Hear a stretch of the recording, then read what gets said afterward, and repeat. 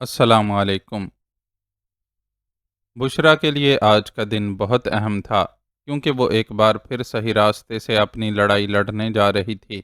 عائشہ گلزار اور گلزار عاصم کی اموات کے بعد اس نے ہر طرف سے مایوس ہو کر یہ فیصلہ کیا تھا کہ وہ کسی پر سچ ظاہر نہیں کرے گی اور خود اپنے مجرموں سے انتقام لے گی، لیکن وہ ابھی تک کچھ نہیں کر سکی تھی۔ وہ ایک تنہا لڑکی تھی جس کے پاس اتنی بڑی لڑائی لڑنے کے لیے وسائل موجود نہیں تھے۔ واحد اعجاز تھا جس سے اسے کچھ مدد ملی تھی، لیکن اعجاز کو اس کے طریقہ کار پر اختلاف تھا اور ہر بار وہ اسے کوئی قدم اٹھانے سے روک لیتا تھا۔ اسی اعجاز نے اسے قائل کر لیا تھا کہ وہ تھرو پراپر چینل یہ جنگ لڑے، اور اس پل اسے لگا تھا کہ اعجاز کے لہجے میں اس کے والد گلزار عاصم بول رہے ہیں۔ وہ بھی ہمیشہ سیدھے طریقوں سے کام کرنے کے قائل رہے تھے۔ گلزار عاصم کا خیال آ جانے پر ہی وہ اعجاز کی بات ماننے پر راضی ہوئی تھی اور اب بے چینی سے منتظر تھی کہ اعجاز اسے اسٹوڈیو لے جانے کے لیے آ جائے۔ ڈی این اے ٹیسٹ کی رپورٹ نے اسے خاص طور پر انصاف کے حصول کے لیے بہت پر امید کر دیا تھا اور یقین تھا کہ اب بازل نہیں بچ سکے گا۔ بازل پر جرم ثابت ہو جاتا تو پھر یہ ثابت کرنا بھی مشکل نہیں رہتا کہ وہ اپنے آقاؤں کے حکم پر یہ سب کرتا پھر رہا تھا۔ اعجاز کی زبانی اسے معلوم ہو چکا تھا کہ فی الحال پولیس بازل کو گرفتار کرنے میں کامیاب نہیں ہو سکی ہے، لیکن بازل کا غیاب اپنی جگہ خود ایک ثبوت تھا کہ وہ مجرم ہے اور سزا سے بچنے کے لیے قانون سے چھپتا پھر رہا ہے۔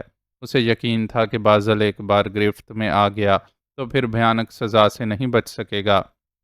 اپنے دشمنوں کے کیفر کردار تک پہنچ جانے کی امید نے اس کے اندر نئی روح پھونک دی تھی۔ جسم و جاں پر گزرنے والے تازہ حادثے کے باوجود آج وہ بہت پرجوش اور فعال نظر آ رہی تھی۔ ڈاکٹر طلعت نے بھی آج اس کی طرف سے خاصے اطمینان کا اظہار کیا تھا۔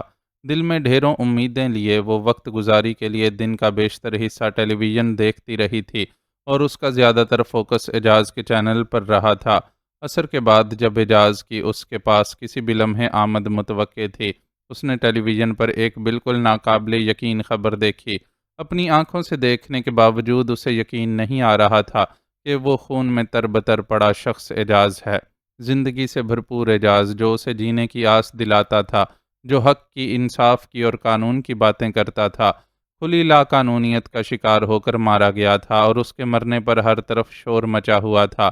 بشریٰ کو لگا کہ ایک شور اس کے اندر بھی بلند ہو رہا ہے، قبل اس کے کہ شور اتنا بلند ہو جاتا کہ اس کے اعصاب اس کا ساتھ چھوڑ دیتے۔ کمرے کے دروازے پر دستک ہوئی اور ڈاکٹر طلعت اندر داخل ہوئی۔ ان کے تاثرات سے ظاہر تھا کہ ان تک بھی خبر پہنچ چکی ہے اور وہ بشریٰ کے رد عمل کی طرف سے فکر مند ہو کر اس کے کمرے میں آئے ہیں۔ ان کی آمد پر بشریٰ نے لہو رنگ آنکھوں سے ان کی طرف دیکھا اور پھر دوبارہ ٹیلی ویژن کی طرف دیکھنے لگی۔ وہاں اب کیمرہ مین کی زخمی حالت میں ہسپتال منتقلی کا عمل دکھایا جا رہا تھا اور سنسنی خیز لہجے میں قیاسرائیاں کی جا رہی تھیں کہ اعجاز کے قتل کا اس کے آج کے پروگرام سے گہرا تعلق تھا۔ سسٹر، ٹی وی بند کر دیں، مس بشریٰ کو اس وقت آرام کی ضرورت ہے، ڈاکٹر نے اپنے ساتھ اندر آنے والی نرس کو حکم دیا۔ بشریٰ نرس کو ڈاکٹر کے حکم کی تعمیل کرتا ہوا خاموشی سے دیکھتی رہی۔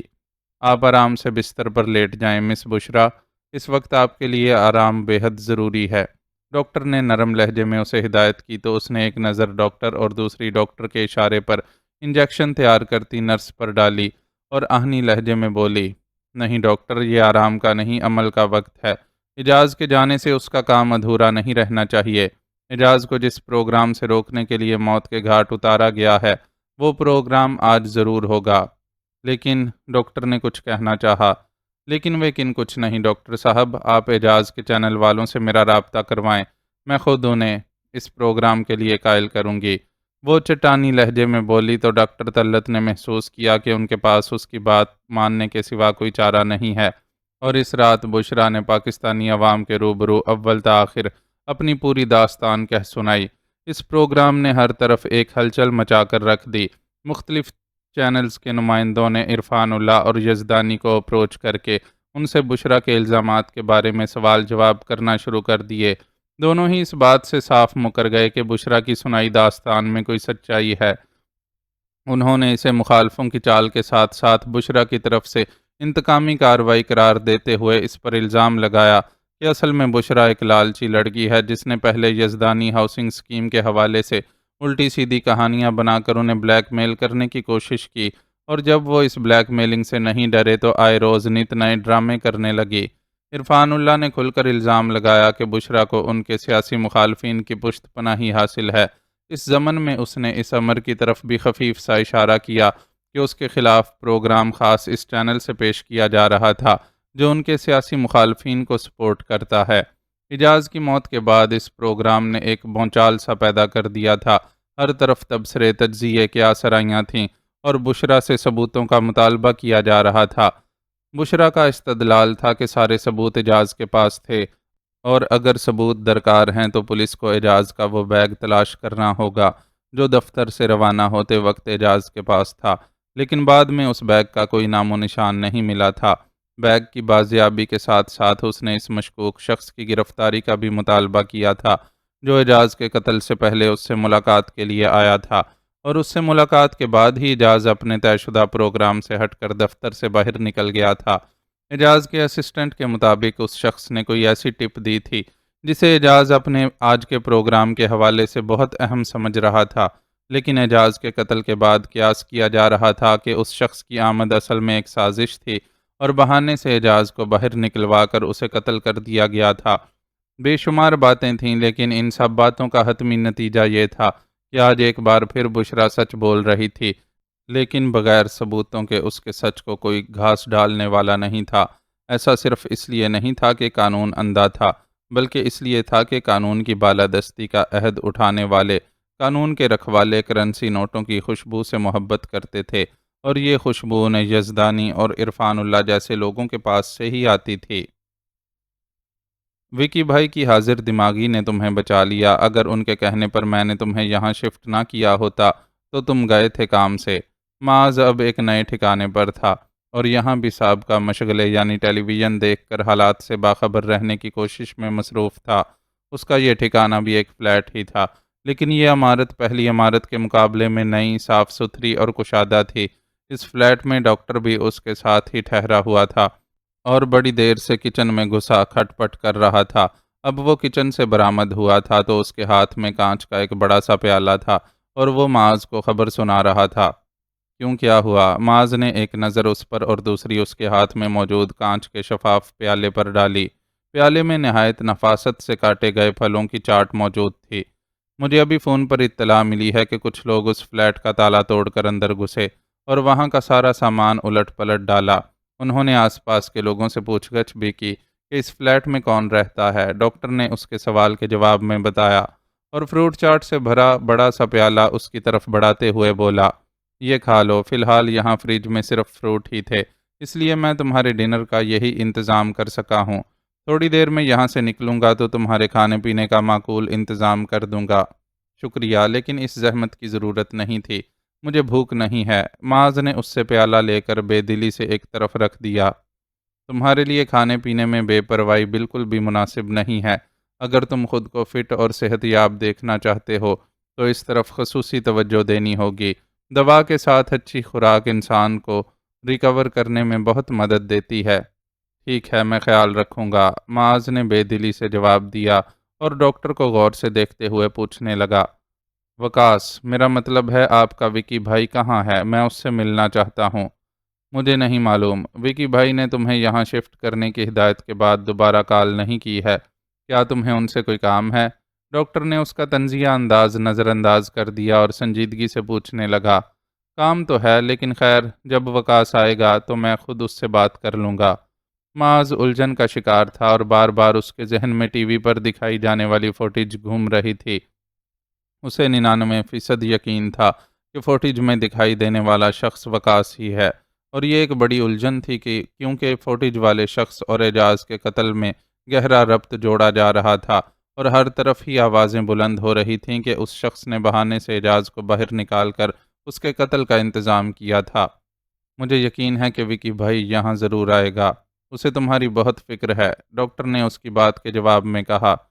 ایک بات تو بتائیں ڈاکٹر صاحب، یہ آپ وکاس کو وکی بھائی کیوں کہتے ہیں؟ میرا مطلب ہے وہ آپ کے مقابلے میں اتنا کم عمر لڑکا ہے، پھر اسے اس طرح مخاطب کرنا۔ معاذ نے اپنا جملہ ادھورا چھوڑ دیا۔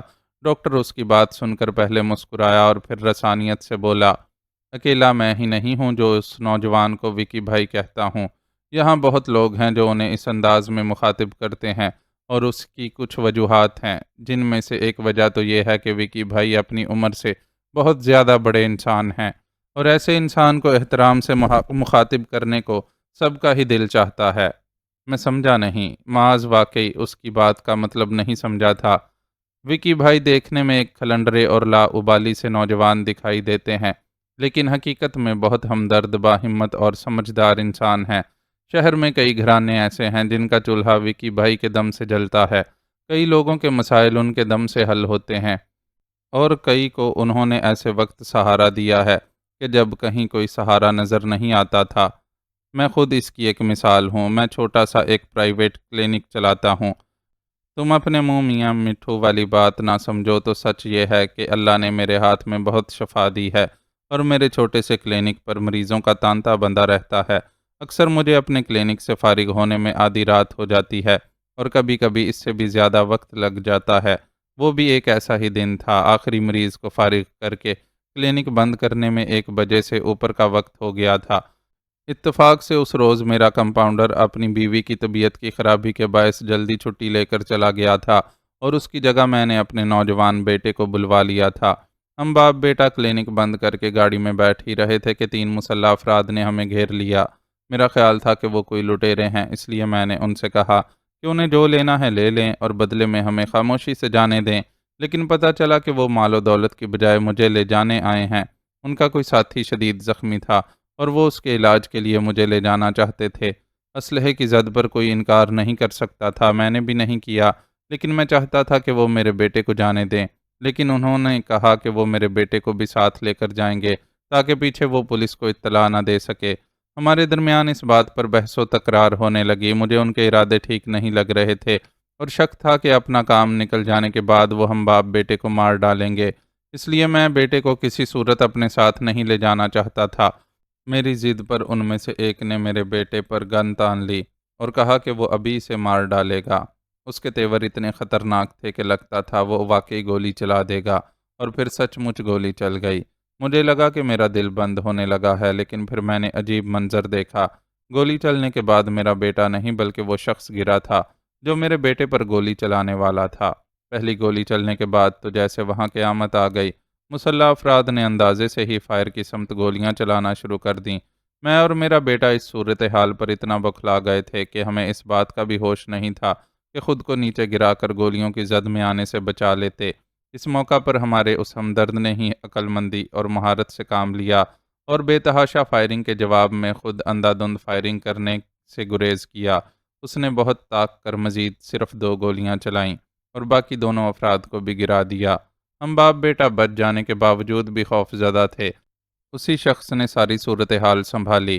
ان 3 میں سے ایک مر گیا، جو 2 زندہ تھے ان سے پوچھ گچھ کر کے پولیس نے ان کے ٹھکانے پر چھاپا مارا تو ایک زخمی کے علاوہ ان کے مزید 2 ساتھی گرفتار ہوئے، اور پتہ چلا کہ وہ اسی روز صبح ہونے والی بینک ڈکیتی کی واردات کرنے والا گروہ تھا۔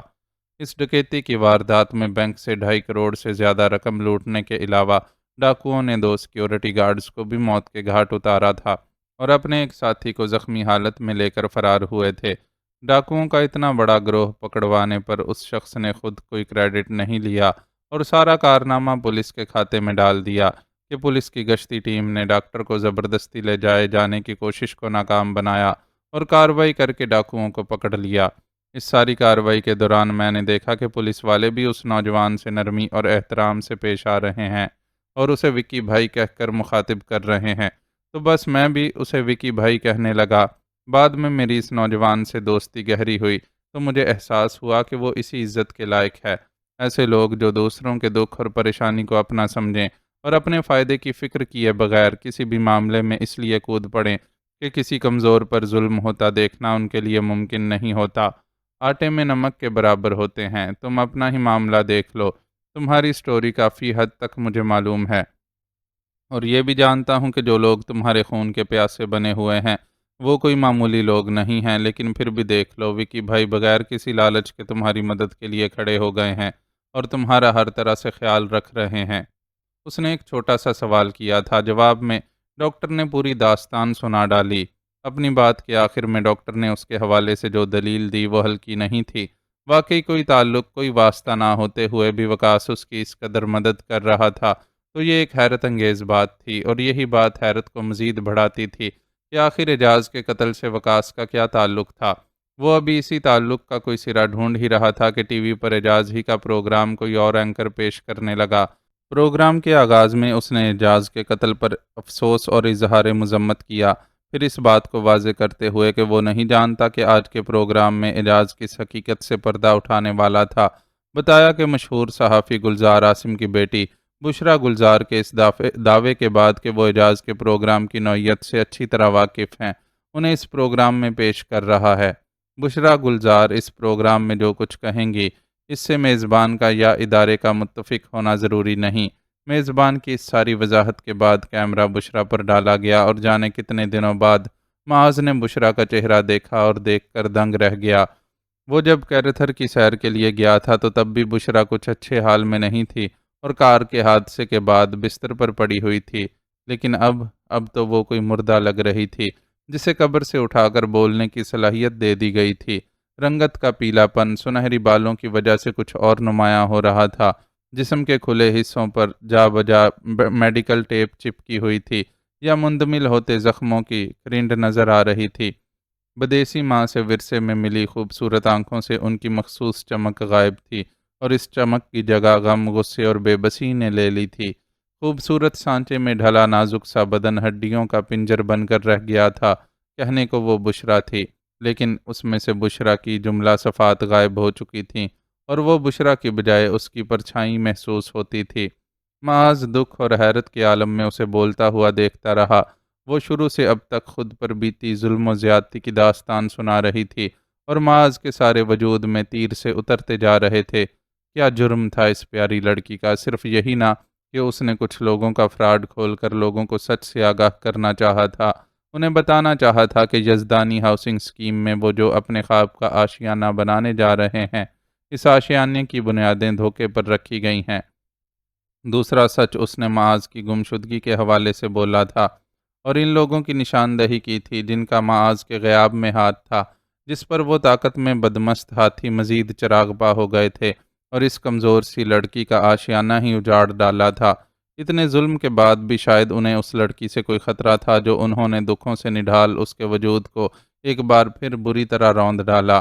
وہ اپنے لب نہ بھی کھولتی تو اس کا حال اس پر بیتی ساری داستان سنا رہا تھا، لیکن یہاں مظلوم کی داد رسی کا نظام ہی کہاں تھا؟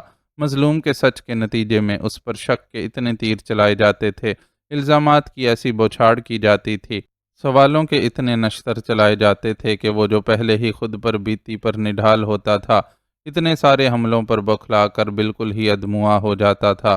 بشریٰ کے ساتھ بھی یہی سب کچھ ہو رہا تھا۔ اس سے پوچھا جا رہا تھا کہ وہ پہلے کیوں خاموش رہی، اس نے اپنے ماں باپ کی موت کے وقت بازل کا نام کیوں نہیں لیا، معاذ سے اس کا کیا تعلق ہے، وہ اپنا گھر بیچ کر میڈم نازلی کے بدنام زمانہ ہاسٹل میں کیوں رہ رہی تھی، اعجاز سے اس کی دوستی کی نوعیت کیا ہے؟ کیا اس نے دیکھا تھا کہ میڈم نازلی کے ہاسٹل میں اسے زیادتی کا نشانہ بنانے والا شخص بازل ہی تھا؟ وہ جس ڈی این اے رپورٹ کا ذکر کر رہی ہے، وہ رپورٹ کہاں ہے؟ ایسے اور اس جیسے کئی دوسرے سوالات تھے جو اس سے کیے جا رہے تھے۔ وہ ان سوالوں کے جواب دینے کی کوشش کرتی تھی تو اس کی بات پوری طرح سنے بغیر اس پر مزید سوالوں کی یلغار کر دی جاتی تھی۔ وہ ماضی میں ایک نہایت پر اعتماد اور بولڈ لڑکی ہوا کرتی تھی، لیکن اب اتنے بڑے بڑے حادثات سے گزر کر آنے کے بعد ظاہر ہے اس کی خود اعتمادی اور بولڈنیس کا گراف نیچے چلا گیا تھا۔ معاذ کو اس کا بوکھلانا، گھبرانا، بار بار چپ ہو جانا تکلیف دے رہا تھا، اور یاد آ رہا تھا کہ وہ کتنا بے تحاشا اور بے تکان بولا کرتی تھی۔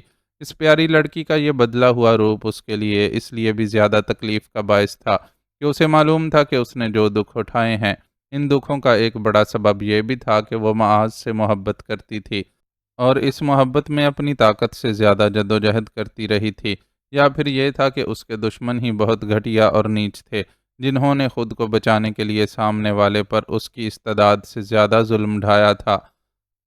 حسنین کی دردناک موت بھی ان کے ظلم کا ایک ثبوت تھی، لیکن یہ سارے ثبوت بیکار تھے کہ انہیں کسی عدالت میں پیش نہیں کیا جا سکتا تھا، اور ظالم بڑی مکاری سے کہہ رہے تھے کہ یہ سارے الزام جھوٹے ہیں، ان کے خلاف کاروباری اور سیاسی ہتھ کنڈے ہیں، میڈیا وار ہے، ان کے پاس ہر وقوعے والے روز بازل کی کہیں اور موجودگی کے ثبوت اور عینی شاہدین موجود تھے۔ ایسے میں سچ کون سنتا اور اس پر کتنوں کو یقین آتا؟ سر پر ہیلمٹ لگائے وکاس اعجاز کے چینل والے روڈ کے اگلے چوراہے پر اپنی بائک سمیت موجود تھا۔ وہ معاذ کے معاملے میں بہت محتاط تھا اور نہیں چاہتا تھا کہ کوئی شخص اعجاز کا تعاقب کر کے معاذ تک پہنچ جائے، اس لیے اپنی طرف سے اس امر کو یقینی بنانے کا پلان بنایا تھا کہ کوئی اعجاز کا تعاقب کرے۔ اسے اعجاز کے تعاقب کا اس لیے اندیشہ تھا کہ آج اعجاز کوئی بہت اہم پروگرام کرنے والا تھا اور اسے معلوم تھا کہ اس کی اپنی صحافی برادری کے لوگ اس کی بو سونگھتے پھر رہے ہوں گے۔ اس کا ایک آدمی چینل کے دفتر کے سامنے متعین تھا جو اعجاز کے روانہ ہوتے ہی اسے اطلاع دے دیتا۔ حسب توقع اسے اعجاز کی روانگی کی اطلاع ملنے میں زیادہ دیر نہیں لگی اور اسے اس کے ساتھی نے اطلاع دی کہ اعجاز اپنے ایک ساتھی کے ساتھ اپنی گاڑی میں دفتر سے باہر آ رہا ہے۔ اس اطلاع کو سن کر وکاس نے اپنی موٹر سائیکل سٹارٹ کرنے کے لیے کک لگائی اور اپنے ساتھی کو کوئی ہدایت دینے لگا، لیکن پھر فائرنگ کی تیز آواز میں اس کی بات ادھوری رہ گئی۔ فائرنگ کی یہ آواز اسے ایسے بھی سنائی دے رہی تھی اور موبائل کے اسپیکر سے بھی بلند ہو رہی تھی، جس کا مطلب تھا کہ فائرنگ اسی جگہ ہوئی ہے جہاں اس کا ساتھی موجود تھا۔ کیا ہوا مومی؟ اس نے چیخ کر اپنے ساتھی سے پوچھا۔ اعجاز کی گاڑی پر کسی نے فائرنگ کی ہے وکی، اور میرے خیال میں اعجاز نہیں بچا، اس کے سر میں گولی لگتے میں نے خود دیکھی ہے۔ دوسری طرف سے اس کے ساتھی نے ہجانی لہجے میں جواب دیا۔ واٹ؟ کس نے کی ہے یہ فائرنگ؟ وکاس دھاڑا۔ میں نہیں دیکھ سکا، لیکن ایک سیاہ لینڈ کروزر فائرنگ کے فوراً بعد بہت تیزی سے وہاں سے نکلی ہے۔ مومی اسے بتا ہی رہا تھا کہ وکاس نے اپنے قریب سے ایک لینڈ کروزر کو طوفانی رفتار سے گزرتے ہوئے دیکھا۔ میں نے اس لینڈ کروزر کو دیکھ لیا ہے، تم میرے پیچھے آؤ، ہم اس کا تعاقب کریں گے۔ وکاس نے اپنے ساتھی کو حکم دیا اور لینڈ کروزر کے پیچھے لگ گیا۔ لینڈ کروزر آس پاس کی گاڑیوں کا خیال کیے بغیر کسی سانڈ کی طرح سڑک پر دوڑتی جا رہی تھی۔ حادثے سے بچنے کے لیے دوسرے گاڑی والوں کو خود ہی اسے راستہ دینا پڑ رہا تھا۔ وکاس ماہر بائیکر نہیں ہوتا تو اس کا تعاقب نہ کر پاتا اور الٹا خود حادثے کا شکار ہو جاتا، لیکن اس کی مہارت کام آئی اور ٹریفک کے ازدحام میں وہ کامیابی سے لینڈ کروزر کے تعاقب میں لگا رہا۔ لینڈ کروزر اسی رفتار سے بھاگتی ہوئی ایسی سڑک پر مڑنے لگی کہ وکاس کو شک ہوا کہ وہ شہر سے باہر جانے والے راستے کی طرف جا رہی ہے۔ وہ مومی کو بھی اپنی لوکیشن سے آگاہ کرتا رہا۔ ہینڈ فری کے استعمال کی وجہ سے اسے مومی سے بات کرنے میں آسانی تھی۔ مومی بھی اسی کی طرح بہت ماہر بائیکر تھا، اسی لیے زیادہ وقت لگائے بغیر خود بھی اس کے قریب پہنچ گیا تھا۔ اب میں تھوڑا پیچھے رہ جاؤں گا اور تم لینڈ کروزر کا تعاقب کرنا۔ میں نہیں چاہتا کہ مجھے مسلسل اپنے پیچھے دیکھ کر انہیں تعاقب کا اندازہ ہو جائے۔ وکاس نے مومی کو اپنے پروگرام سے آگاہ کیا اور اپنی بائک کی رفتار تھوڑی سی کم کر لی۔ تھوڑی دیر میں مومی اور لینڈ کروزر دونوں اس کی نظروں سے اوجھل ہو گئے، لیکن مومی سے مسلسل رابطے کی وجہ سے وہ ان کی لوکیشن سے آگاہ تھا اور اس کے اس اندازے کی تصدیق ہو گئی تھی کہ لینڈ کروزر شہر سے باہر جانے والے راستے کی طرف جا رہی ہے۔ میں اپنی بائک لینڈ کروزر سے آگے لے جا رہا ہوں وکی، تاکہ انہیں لگے کہ میں اپنے راستے پر جانے والا عام سا مسافر ہوں۔ یہ سڑک بالکل سیدھی جا رہی ہے، اس لیے یہ ڈر نہیں ہے کہ لینڈ کروزر درمیان میں کہیں مڑ جائے گی۔ کچھ دیر بعد مومی نے اسے اطلاع دی۔ ٹھیک ہے، تم سیدھے نکلتے چلے جاؤ، اب میں ان لوگوں کو چیز کروں گا۔ وکی نے اسے ہدایت دی اور خود اپنی بائک کی رفتار بڑھا دی۔ ہینڈ فری پر اسے مومی کی بائک کے علاوہ ایک آدھ دوسری گاڑیوں کے انجنوں کی بھی ہلکی ہلکی آوازیں سنائی دے رہی تھیں۔ ان آوازوں کے درمیان اس نے اچانک ایک ہلکے سے دھماکے کی آواز سنی۔ کیا ہوا ہے مومی؟ سب ٹھیک تو ہے؟ بے ساختہ ہی اس نے چیخ کر پوچھا، لیکن پھر اسے احساس ہوا کہ اس کا مومی سے رابطہ منقطع ہو گیا ہے۔ کسی انہونی کے خیال سے اس کے ہونٹ بھنچ گئے اور بائک کی رفتار انتہائی حد تک بڑھا دی۔ چند منٹ میں وہ اس سڑک پر پہنچ چکا تھا۔ سڑک پر پہنچتے ہی اس نے دیکھ لیا کہ ایک مقام پر حادثے کا منظر ہے۔ گری ہوئی بائک، پولیس موبائل اور ایک ٹویوٹا کرولا اس منظر کا اہم حصہ تھے۔ ٹویوٹا کرولا کے ڈرائیور اور پولیس والوں نے مل کر ایک جگہ ہجوم کر رکھا تھا۔ وکاس نے اپنی بائک سیدھی اس ہجوم کے پاس لے جا کر روکی اور بھاگتا ہوا ان لوگوں کے درمیان سے راستہ بنا کر نیچے پڑے مومی تک پہنچا۔ وہ بے ہوش تھا اور اس کی دائیں ٹانگ غیر فطری انداز میں مڑی ہوئی تھی۔ کیا ہوا ہے اسے؟ وہ دیکھ چکا تھا کہ مومی کے جسم کے کسی حصے سے خون نہیں بہہ رہا ہے۔ لیکن وہ بے ہوش تھا، تو یہ ایک تشویشناک بات تھی، اس لیے چیخ کر پوچھنے لگا، تو کون ہے اوئے؟ اس لڑکے کو جانتا ہے کیا؟ پولیس والوں نے اس کی مومی سے وابستگی بھانپ لی اور کھردرے لہجے میں پوچھا، میں وقاص ہوں اور یہ میرا دوست معمر ہے، کیا آپ بتا سکتے ہیں کہ اس کے ساتھ کیا ہوا ہے؟ اس بار اس نے خود پر قابو پا کر ٹھہرے ہوئے لہجے میں پوچھا۔ مومی کے حادثے نے فی الحال اسے لینڈ کروزر والوں کی فکر سے آزاد کر دیا تھا اور وہ جاننا چاہتا تھا کہ مومی کے ساتھ کیا ہوا ہے۔ یہ ایک بڑی گڈی کو اوورٹیک کر رہا تھا کہ گڈی نے اسے سائیڈ ماری اور تیزی سے آگے نکل گئی۔ ہم پیچھے آ رہے تھے لیکن فاصلہ زیادہ تھا، اس لیے گڈی کو نکلنے کا موقع مل گیا۔ یہ بے ہوش ہو کر سڑک پر پڑا تھا، اس لیے ہمارا اس کے پاس رکنا ضروری تھا، ایک پولیس والے نے اسے بتایا۔ اور یہاں رک کر آپ کیا کر رہے ہیں؟ اسے ہسپتال کیوں شفٹ نہیں کرتے؟ وقاص نے جھنجھلا کر کہا۔ ساتھ ہی وہ مومی کے چہرے کو تھپ تھپا کر اسے ہوش میں لانے کی کوشش بھی کر رہا تھا۔ ایمبولینس کو کال کر دی ہے، آ ہی رہی ہوگی، پولیس والے نے منہ بنا کر جواب دیا۔ ابھی اس کا جملہ مکمل ہی ہوا تھا کہ فضا میں ایمبولینس کا سائرن گونجنے لگا۔ مومی کو فوری طور پر ایمبولینس میں منتقل کر کے اسے ہسپتال روانہ کر دیا گیا۔ وقاص کی بائک اور پولیس والوں کی موبائل ساتھ ساتھ تھی۔ وقاص نے پہلے ہی مومی کو شہر کے ایک بہت بڑے نجی ہسپتال لے جانے کا کہہ دیا تھا، اس لیے ایمبولینس کا رخ اسی طرف تھا۔ اعجاز کے دفتر سے نکلنے کے بعد وہ اپنے چہرے پر چپکی داڑھی اور سر پر پہنا پی کیپ اتار کر پھینک چکا تھا۔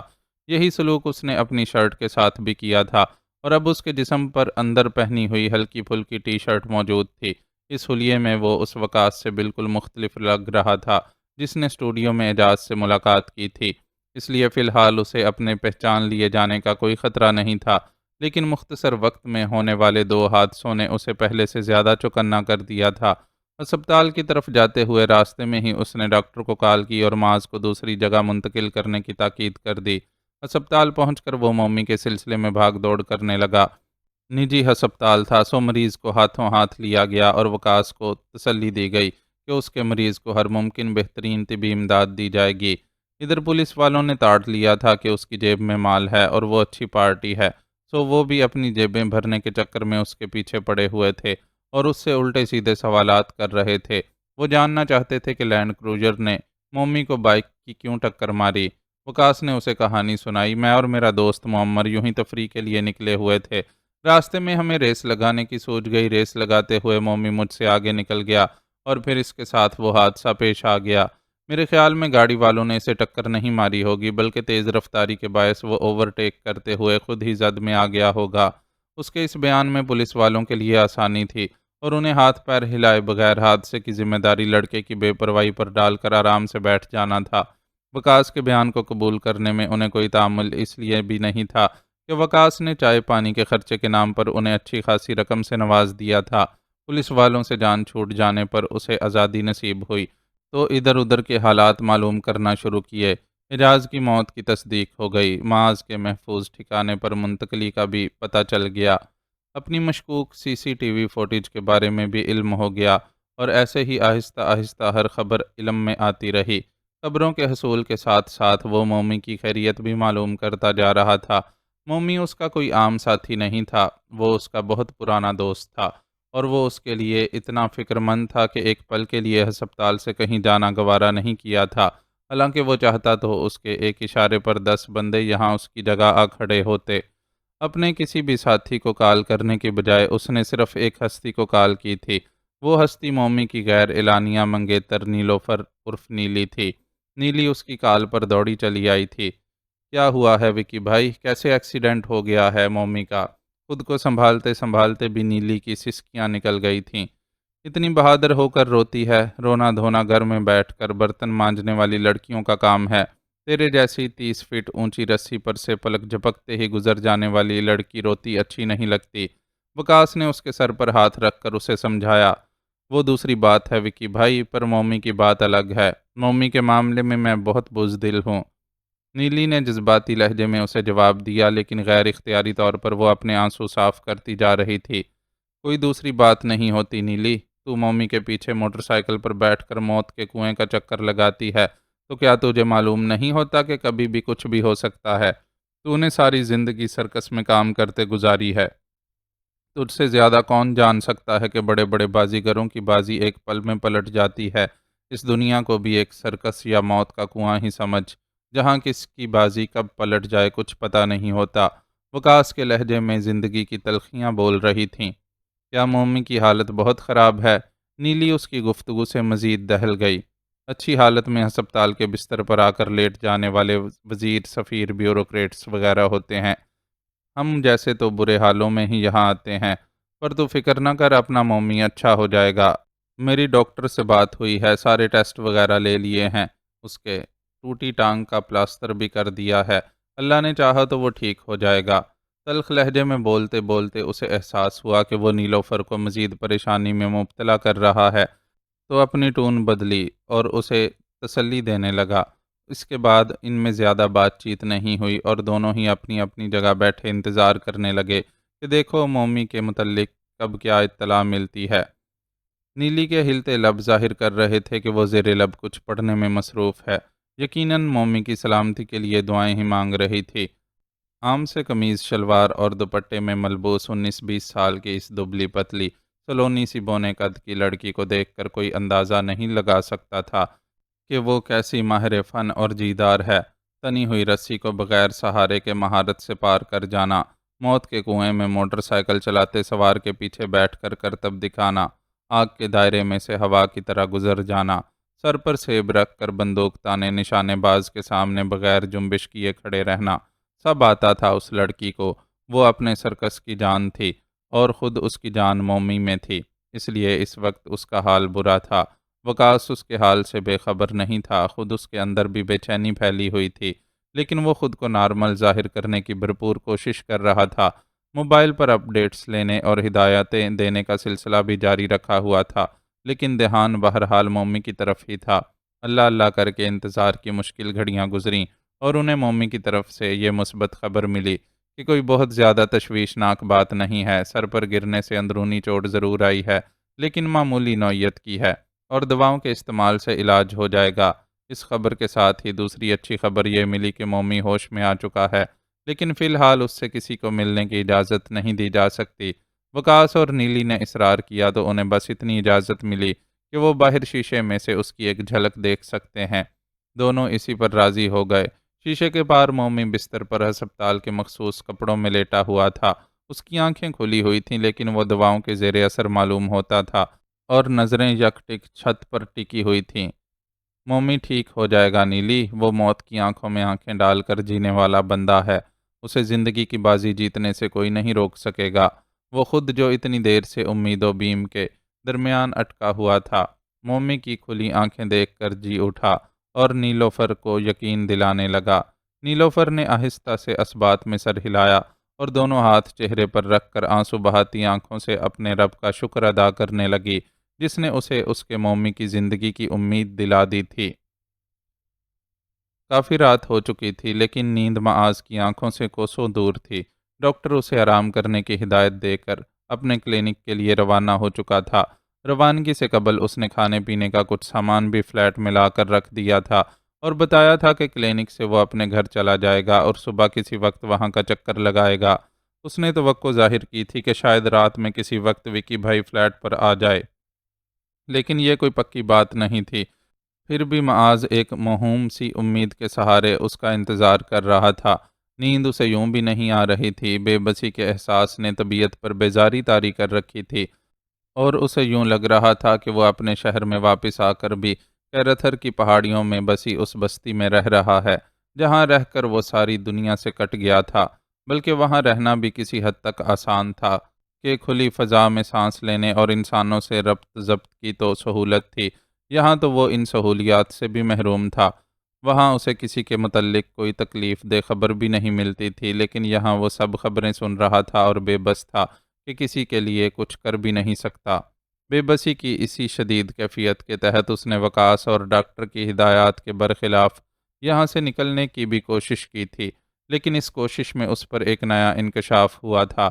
وہ فلیٹ سے نکل کر نیچے اترنے کے لیے لفٹ میں سوار ہی ہوا تھا کہ لفٹ مین نے اسے گھورنا شروع کر دیا اور سرد لہجے میں پوچھا، آپ کہاں جا رہے ہیں سر؟ میں کہیں بھی جاؤں، تمہیں اس سے مطلب؟ معاذ اس کے سوال پر بگڑ گیا۔ مطلب ہے سر، یہ ہماری ڈیوٹی ہے کہ آپ کو یہاں سے کہیں نہیں جانے دیں۔ ہاں، اگر آپ کو کوئی ضرورت ہے تو ہمیں بتا سکتے ہیں۔ لفٹ مین نے مہذب لہجے میں اسے آگاہ کیا۔ اس دوران لفٹ گراؤنڈ فلور پر پہنچ چکی تھی۔ لفٹ کا دروازہ کھلا اور سیکیورٹی گارڈ کی یونیفارم میں ملبوس ایک شخص اندر داخل ہوا۔ بھاری تن و توش کے اس آدمی کے بائیں ہاتھ میں ایک جدید گن بھی موجود تھی۔ صاحب کو اوپر ان کے فلیٹ پر واپس چھوڑ دو شکور، اور ان سے پوچھ لو کہ انہیں کسی چیز کی ضرورت تو نہیں ہے۔ لفٹ مین نے سیکیورٹی گارڈ سے کہا تو معاذ سمجھ گیا کہ اس نے اس سیکیورٹی گارڈ کو لفٹ میں بلایا ہے۔ تم میرے بارے میں فیصلہ کرنے والے کون ہوتے ہو؟ لفٹ دوبارہ اوپر کا سفر شروع کر چکی تھی۔ معاذ نے طیش اور بے بسی کی ملی جلی کیفیت میں ان سے پوچھا، ہم اپنی ڈیوٹی کر رہے ہیں سر، ہمیں جو آرڈر ملا ہے ہمیں اسے ہر حال میں پورا کرنا ہے۔ اب آگے آپ سمجھدار ہیں کہ بغیر شور مچائے خاموشی سے اپنی جگہ واپس چلے جاتے ہیں، یا شکور کو تھوڑی سی زحمت کرنی پڑے گی؟ لفٹ مین کا نرمی سے دیا ہوا جواب بھی اسے اپنے منہ پر تمانچے کی طرح لگا تھا۔ وہ بہت مہذب لہجے میں اسے دھمکا رہا تھا، اور وہ مجبور تھا کہ اپنی حالت اور حالات دونوں کی وجہ سے کسی سے جھگڑا نہیں مول لے سکتا تھا۔ لفٹ اوپر جا کر رکی تو کسی کے کچھ کہے بغیر بھی ہی وہ اپنے لیے مخصوص فلیٹ کی طرف بڑھ گیا۔ سیکیورٹی گارڈ فلیٹ کے دروازے تک اس کے پیچھے آیا۔ معاذ نے اندر جانے کے بعد بیرونی دروازہ اس زور سے بند کیا جیسے سیکیورٹی گارڈ کے منہ پر مار دینے کی خواہش رکھتا ہو، لیکن ظاہر ہے اس کی یہ خواہش پوری نہیں ہو سکی۔ اندر آنے کے بعد بھی وہ بڑی دیر تک غصے سے بل کھاتا رہا۔ فلیٹ کا دروازہ ان لاک چھوڑ کر وہ لوگ مسلسل اسے اس دھوکے میں رکھے ہوئے تھے کہ وہ اپنے ہر عمل کے لیے آزاد ہے، لیکن حقیقت میں ایسا نہیں تھا۔ ڈاکٹر نے بھی اسے بڑی کامیابی سے بے وقوف بنایا تھا، اور ڈنر میں فروٹ چاٹ کھلانے کے بعد ضرورت کا تھوڑا سا سامان تھما کر چلا گیا تھا۔ حالانکہ وہ چاہتا تو اپنے زیر خرید غلاموں سے بیٹھے بیٹھے بھی سب کچھ منگوا سکتا تھا، لیکن پھر معاذ کو اس کی آزادی کا دھوکہ کیسے دیا جاتا؟ اس پر اپنی نام نہاد آزادی کا بھانڈا پھوٹا تو یہ بات بھی سمجھ میں آ گئی تھی کہ پچھلے فلیٹ میں بھی اس کی نگرانی کے لیے ایسا انتظام کیا گیا ہوگا، لیکن اس نے وہاں پر باہر نکلنے کی کوشش ہی نہیں کی تھی، اس لیے بے خبر رہا تھا۔ اپنے آپ کو یوں بیوقوف بنائے جانے پر وہ بیٹھا تا کھاتا رہا۔ ساتھ ہی یہ فکر بھی لگ گئی کہ جانے وکاس اور اس کے ساتھیوں کی حقیقت کیا ہے، اور ہمدردی کی آڑ میں وہ اس کے ساتھ کیا کرنے والے ہیں۔ بظاہر تو ابھی تک اس کے ساتھ کچھ غلط نہیں ہوا تھا، لیکن کون کیا چال چل رہا تھا اس کا بھی تو علم نہیں تھا، اور کچھ نہیں تو رہ کر وکاس کی ٹی وی پر دکھائی جانے والی فوٹیج ہی یاد آ جاتی تھی، اور یوں لگتا تھا کہ وہ کسی خطرناک گینگ کا بندہ ہو۔ انہی سوچوں میں گم اس نے کی ہول میں چابی گھومنے کی آواز سنی اور وکاس کو دروازہ کھولتے اندر داخل ہوتے دیکھا تو اسے ذرا تولتی نظروں سے دیکھنے لگا۔ ایسے کیا دیکھ رہے ہیں؟ کہیں میرے سینگ تو نہیں نکل آئے ہیں؟ اسے خود کو یوں گھورتا پا کر اس نے ہلکے پھلکے لہجے میں پوچھا، اور زمین پر پڑے کشنز پر ڈھیر ہو گیا۔ اس نے ابھی تک وہی کپڑے پہنے ہوئے تھے جو معاذ نے فوٹیج میں دیکھے تھے، البتہ شرٹ مختلف تھی۔ کون ہو تم؟ معاذ نے اس کی آنکھوں میں آنکھیں ڈال کر سرسراتے ہوئے لہجے میں پوچھا۔ میں وکاس احمد عرف وکی، تعارف کروایا تو تھا اپنا، اس نے بے پرواہ لہجے میں جواب دیا، لیکن معاذ کو اندازہ ہو گیا کہ وہ اتنا بھی انجان نہیں ہے جتنا بننے کی کوشش کر رہا ہے۔ یہاں آتے ہوئے لازماً اسے بتا دیا گیا ہوگا کہ معاذ نے وہاں سے باہر جانے کی کوشش کی تھی۔ میں تم سے تمہارا نام نہیں، مکمل تعارف جاننا چاہتا ہوں۔ سب سے بڑھ کر یہ جاننا چاہتا ہوں کہ مجھے یہاں اس طرح قید میں رکھنے کا کیا مقصد ہے؟ آخر کار معاذ پھٹ پڑا۔ پلیز بدگمان نہ ہوں، آپ یہاں قیدی نہیں ہیں، آپ میرے مہمان ہیں۔ جن لوگوں سے آپ کا واسطہ پڑا ہے وہ آپ کی نگرانی نہیں، حفاظت پر مامور ہیں، اور یہ ان کی ذمہ داری ہے کہ آپ کسی وقت جذبات میں آ کر یہاں سے نکلنے کا غلط قدم نہ اٹھا بیٹھیں۔ میں آپ کے معاملے کو بہت اچھے طریقے سے ہینڈل کرنا چاہتا ہوں۔ اس بار اس نے کوئی اداکاری نہیں کی اور بہت رسانیت سے اسے سمجھانے کی کوشش کرنے لگا، اسی طریقے سے جس طریقے سے آج ہینڈل کیا ہے۔ کیا قصور تھا اس صحافی اعجاز کا کہ اسے جان سے مار دیا گیا؟ اس نے جیسے وکاس پر الزام لگایا اور وہ اس الزام کو سمجھ بھی گیا، اس لیے چہرے پر اداس سی مسکراہٹ سجا کر بولا، یقیناً آپ نے میری ٹی وی پر دکھائی جانے والی فوٹیج پہچان لی ہے، لیکن یقین کریں کہ میرا اعجاز کے قتل سے کوئی تعلق نہیں ہے۔ میں مانتا ہوں کہ میں حلیہ بدل کر اس سے ملنے گیا تھا، لیکن مجھے نہیں معلوم تھا کہ باہر پہلے ہی اس کے لیے جال بچھایا جا چکا ہے۔ میں تو اس سے صرف آپ کے سلسلے میں ملنے گیا تھا، کیونکہ مجھے پتا چلا تھا کہ اعجاز ان گنے چنے صحافیوں میں سے ایک ہے جس نے کبھی اپنے قلم کی آبرو پر حرف نہیں آنے دیا۔ اعجاز کے قتل کو تو میں خود ایک نقصان گردان رہا ہوں، اس نے جواب دیا۔ نہیں، معاذ نے سر کو زور سے نفی میں جنبش دی۔ بات اتنی سادہ نہیں ہے جتنی تم ظاہر کرنے کی کوشش کر رہے ہو۔ میں تمہاری اس بات کو سچ مان سکتا ہوں کہ اعجاز کے قتل سے تمہارا کوئی تعلق نہیں، لیکن ایسا بہت کچھ ہے جو تم نے مجھے نہیں بتایا ہے۔ تمہیں ابھی اور اسی وقت فیصلہ کرنا ہوگا کہ تم مجھے اپنے بارے میں سب کچھ سچ سچ بتاتے ہو یا نہیں۔ اگر تم سچ نہیں بولنا چاہتے تو مجھے یہاں سے جانے کی اجازت دے دو، اور دیکھو یہ مت سمجھنا کہ میں تم یا تمہارے آدمیوں سے ڈر کر چپ چپ بیٹھ جاؤں گا۔ میں نے یہاں سے جانے کا فیصلہ کر لیا تو کچھ اور ہو نہ ہو اچھا خاصا ہنگامہ ضرور ہو جائے گا، اور شاید یہ تمہارے مفاد میں نہ ہو۔ ہنگامہ تو آپ کے اپنے مفاد میں بھی نہیں ہے، ایسا کر کے آپ اپنے دشمنوں کو اپنی طرف متوجہ کریں گے۔ لیکن خیر، میرے خیال میں آپ کو فی الحال میری یہ بات سمجھ نہیں آئے گی، اس لیے میں آپ کا مطالبہ پورا کر دیتا ہوں اور آپ کو اپنے بارے میں سب کچھ بتا دیتا ہوں۔ پھر اس کے بعد آپ فیصلہ کر لیجئے گا کہ آپ مجھ پر اعتماد کر سکتے ہیں یا نہیں۔ وقاص نے اس کے سامنے ہتھیار ڈال دیے اور تھوڑی دیر یوں خاموش بیٹھا رہا جیسے جو کچھ کہنا چاہتا ہو اس کے لیے اپنے الفاظ کو ترتیب دے رہا ہو۔ آخر کہنا شروع کر دیا، میں نے سرکس کی دنیا میں آنکھ کھولی۔ میں، میری ماں اور میری جڑواں بہن، بس ہم تین لوگ تھے۔ ہمارے خاندان میں باپ کے بارے میں جب بھی پوچھا، ماں نے بس اتنا بتایا کہ وہ بہت امیر اور طاقتور آدمی تھا۔ ہم اس کے ساتھ کیوں نہیں رہتے، یا وہ ماں کو کیوں چھوڑ کر چلا گیا، اس بارے میں ماں نے کبھی کچھ نہیں بتایا۔ اس نے ہمیشہ یہی کہا کہ بھول جاؤ کہ باپ بھی کوئی رشتہ ہے، بس یہ یاد رکھو کہ میں تمہاری ماں ہوں اور یہ سرکس ہماری دنیا۔ میں یا میری بہن اس سے کبھی زیادہ اصرار اس لیے نہیں کر سکے کہ وہ ہمارے اصرار پر رونے لگتی تھی، اور ہمیں ماں کا رونا اچھا نہیں لگتا تھا۔ وہ تو ہنستی مسکراتی ناچتی گاتی ہی اچھی لگتی تھی۔ میری ماں سرکس کی سب سے خوبصورت عورت تھی، اور لوگ اس کا آگ کے شعلوں کے درمیان کرتب نما رقص دیکھنے بہت شوق سے آتے تھے۔ میں نے چونکہ اسی ماحول میں آنکھ کھولی تھی، اس لیے مجھے کبھی محسوس نہیں ہوا کہ یہ کوئی معیوب کام ہے۔ میں خود سرکس کا حصہ تھا اور کم عمری ہی میں میرے ماہر بازیگر ہونے کی پیش گوئیاں ہونے لگی تھیں۔ 15 سال کی عمر میں نے موت کے کنویں میں موٹر سائیکل کے علاوہ کار تک چلانے میں مہارت حاصل کر لی تھی۔ میں پلک جھپکتے میں رسی پر لٹک کر بلند مقام تک پہنچ جاتا تھا، آگ کے شعلوں کو پھلانگ جاتا تھا۔ میں منہ سے جلتا ہوا آگ کا گولا نکال کر دکھاتا تھا۔ میری طرح میری بہن بھی سرکس کا ایک اہم حصہ تھی۔ وہ شکل و صورت میں بالکل ماں پر گئی تھی، اور ماں ہی کی طرح خوبصورت آواز اور رقص کی صلاحیت پائی تھی۔ اس لیے 15 سال کی عمر میں وہ سرکس میں ماں کی جگہ لے چکی تھی۔ ماں نے اپنا فن اس میں منتقل کرنے کے بعد خود ریٹائرمنٹ لے لی تھی۔ میری ماں بیمار رہنے لگی تھی اور اس کی کام کرنے کی ہمت ختم ہو گئی تھی، اس لیے وہ خود شو نہیں کرتی تھی، لیکن میری بہن کو شو کرنے کے دوران خود سارا وقت وہاں موجود رہتی تھی۔ اسے معلوم تھا کہ اس کی بیٹی حسین ہے، اور حسین صورتیں لوگوں کو بد نظری پر اکساتی ہیں۔ اپنے تئیں وہ بیٹی کے آس پاس رہ کر اس کی حفاظت کرتی تھی، لیکن جب بری گھڑی آئی تو اس کے ناتواں بازو بیٹی کی حفاظت میں ناکام ہو گئے۔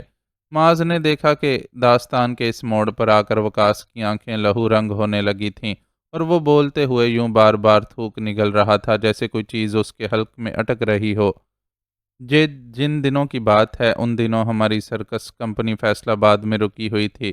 میرا موت کے کنویں میں کار چلانے والا شو بہت ہٹ جا رہا تھا، اور لوگوں کا اتنا رش ہوتا تھا کہ ہر تھوڑی دیر بعد مجھے کرتب دکھانے کے لیے موت کے کنویں میں کار چلانے کا مظاہرہ کرنا پڑتا تھا۔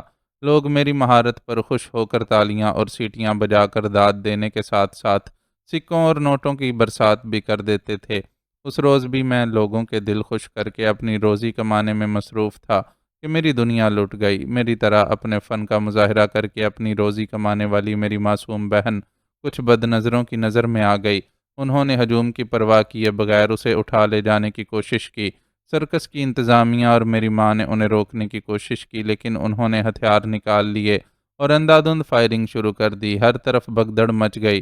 لوگوں نے خوف زدہ ہو کر ان گنڈوں کا راستہ چھوڑ دیا، لیکن ممتا کی ماری ماں کیسے کسی کو اپنی بیٹی یوں اٹھا کر لے جانے دیتی؟ اس نے بھرپور مزاحمت کی، یہاں تک کہ حفاظت کے خیال سے ہر دم اپنے پاس رہنے والی چھری نکال کر ایک گنڈے کے بازو میں بھی گھونپ ڈالی، لیکن اس کی ممتا چند انچ کی شیشے کی گولی سے ہار گئی۔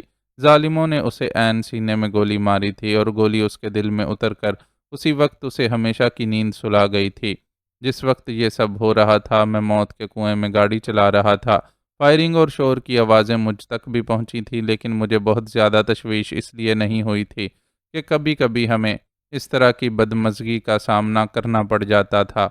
وہ تو جب میں موت کے کنویں سے باہر نکلا تو پتہ چلا کہ میری زندگی اندھیر ہو چکی ہے۔ رانی کو اٹھا لے جانے والے کون تھے اور کس نے میری ماں کو گولی ماری، کوئی نہیں بتا سکا۔ پولیس آئی، کارروائیاں ہوتی رہیں، لیکن نہ تو میری ماں کا قاتل گرفتار ہوا اور نہ ہی میری بہن رانی بازیاب ہو سکی۔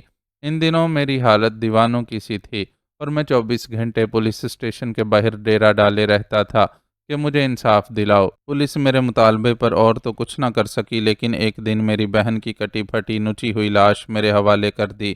میں ماں کو قبر میں اتارتے ہوئے اتنا نہیں تڑپا تھا جتنا اس کی لاش دیکھ کر تڑپ اٹھا تھا۔ وہ میری ماں جائی تھی، ہم ماں کی کوکھ سے ایک دوسرے کے ساتھ تھے، ہم نے زندگی کا ہر دکھ سکھ ایک دوسرے سے بانٹا تھا، تو پھر یہ کیسے ممکن تھا کہ میں اس کی لاش اس حال میں دیکھ کر نہ تڑپتا۔ میں تڑپا اور ایسا تڑپا کہ اپنے ہوش و حواس کھو بیٹھا۔ میں نے پولیس والوں کو گالیاں دیں، ان کے گریبان پکڑے، ان پر پتھر برسائے اور چیخ چیخ کر کہتا رہا کہ وہ مجرموں کے ساتھی ہیں، اس لیے مجرموں کو نہیں پکڑتے۔ میرے اس پاگل پن کا نتیجہ یہ نکلا کہ میں اپنی بہن کے جنازے میں بھی شریک نہیں ہو سکا اور لاک اپ سے اپنا سر ٹکرا ٹکرا کر چیختا رہا کہ مجھے تھوڑی دیر کے لیے باہر جانے دو کہ میں اپنی رانی کو اپنے ہاتھوں سے قبر میں اتار سکوں، لیکن ان ظالموں پر میری کسی التجا کا کوئی اثر نہیں ہوا۔ اس ظلم نے میرے اندر اتنا غصہ بھر دیا کہ جب کھانا دینے کے لیے ایک سپاہی میرے لاک اپ میں آیا تو میں نے اس پر حملہ کر دیا۔ ممکن تھا کہ میں اسے گلا گھونٹ کر مار ہی ڈالتا، لیکن ساتھی قیدیوں اور دوسرے سپاہیوں نے مل کر اسے مجھ سے چھڑا لیا۔ اس سنگین جرم کے الزام میں مجھ پر بڑا سخت پرچہ بنوایا گیا۔ اگر سرکس کا مالک بھاگ دوڑ نہ کرتا اور میرے لیے اچھے وکیل کا انتظام نہ کرتا تو میں لمبے عرصے کے لیے جیل چلا جاتا۔ وکیل نے اپنی مہارت اور قابلیت سے عدالت پر ثابت کیا کہ اپنے ساتھ بیتنے والے حادثات کی وجہ سے میں ذہنی عدم توازن کا شکار تھا، اور چونکہ پولیس کی جانب سے مجھے بہن کے جنازے میں شرکت نہ کرنے دینے کی زیادتی ہوئی تھی، اس لیے مجھ سے وہ سنگین حرکت سرزد ہو گئی۔ عدالت نے میرے ساتھ ہمدردی کا سلوک کیا اور میرا ذہنی علاج کروانے کے بعد مجھے صرف 3 سال کی سزا سنائی۔ جیل کے 3 سالوں نے جہاں مجھے بہت زخم دیے، وہیں بہت بہت کچھ سکھایا بھی، اور کچھ دوست بھی عطا کیے۔ ان دوستوں میں لالا عیسیٰ اس وقت شامل ہوا جب مجھے بچہ جیل سے بڑوں کی جیل میں منتقل کیا گیا۔ لالا عیسیٰ مجھے اپنے ساتھ کراچی لے آیا۔ وہ انڈر ورلڈ کا ایک بہت بڑا نام ہے، لیکن مجھ سے بالکل بچوں کی طرح پیار کرتا ہے۔ کچھ میری صلاحیتوں کا کمال ہے اور کچھ لالا عیسیٰ کی نظر کرم کہ میں چند سالوں میں ہی گینگ میں خاص مقام حاصل کر گیا ہوں، اور مجھ سے بڑی عمر کے لوگ بھی مجھے عزت سے وکی بھائی کہہ کر پکارتے ہیں۔ اپنی اس زندگی سے میں مطمئن ہوں یا نہیں، یہ بات میں خود بھی نہیں جانتا، لیکن اپنی ماں اور بہن کی موت اور اپنی بے بسی کا زخم اب بھی میرے سینے پر بالکل تازہ ہے، اور شاید یہی وجہ ہے کہ جب میں کسی بے بس اور شریف انسان کو ظلم کا شکار ہوتے دیکھتا ہوں تو خود کو اس کی مدد سے روک نہیں پاتا۔ امید ہے کہ اب آپ سمجھ گئے ہوں گے کہ مجھے آپ سے اتنی ہمدردی کیوں ہے۔ اپنی داستان مکمل کر کے اس نے معاذ کی طرف زخمی نظروں سے دیکھا تو وہ شرمندہ ہو گیا اور آہستہ سے بولا، سوری یار، مجھ سے تمہیں سمجھنے میں تھوڑی سی غلطی ہو گئی، لیکن امید ہے کہ یہ سمجھ کر نظر انداز کر دو گے کہ میں جن حالات کا شکار ہوں اس میں بندے سے ایسی غلطی ہو ہی جاتی ہے۔ معاذ نے دوستانہ لہجے میں اس سے معذرت کی۔ ساری غلط فہمیاں دور ہو گئی ہیں، تو پلیز اب مجھے سونے کی اجازت دے دیں، باقی سوالوں کے جواب میں آپ کو پھر کبھی دے دوں گا۔ فی الحال میں تھوڑی دیر نیند کر کے فریش ہو جانا چاہتا ہوں۔ صبح مجھے ہسپتال جانا ہے، وہاں میرا ایک جگری دوست ایڈمٹ ہے۔ ٹھیک ہے، سو جاؤ، میں بھی اب سوؤں گا، معاذ نے اس کے معصوم انداز میں درخواست کرنے پر ہنس کر کہا اور سونے کے لیے لیٹ گیا۔ ذہن پر موجود بوجھ کسی حد تک کم ہو جانے کی وجہ سے اس بار اسے نیند آنے میں زیادہ دیر نہیں لگی اور تھوڑی ہی دیر میں نیند کی وادی میں اتر گیا۔ صبح آنکھ کھلی تو وقاص جا چکا تھا۔ وہ فریش ہو کر کچن میں آیا تو وہاں ناشتے کے لوازمات موجود تھے۔ اس نے دیگر چیزوں کو نظر انداز کر کے دودھ میں کارن فلیکس ڈالا اور پیالے میں چمچہ گھماتا ہوا لاؤنج میں آ بیٹھا۔ بیٹھنے کے ساتھ ہی اس نے ریموٹ کی مدد سے ٹی وی آن کیا اور دھیرے دھیرے کارن فلیکس کھاتا ہوا خبریں دیکھنے لگا۔ زیادہ تر گزشتہ روز کی ہی خبریں تھیں، لیکن وہ نئے سرے سے تکلیف محسوس کر رہا تھا اور اس کے کارن فلیکس کھانے کی رفتار کم ہو گئی تھی۔ خود کو اس تکلیف سے نکالنے کے لیے اس نے ٹی وی بند کرنے کا فیصلہ کیا۔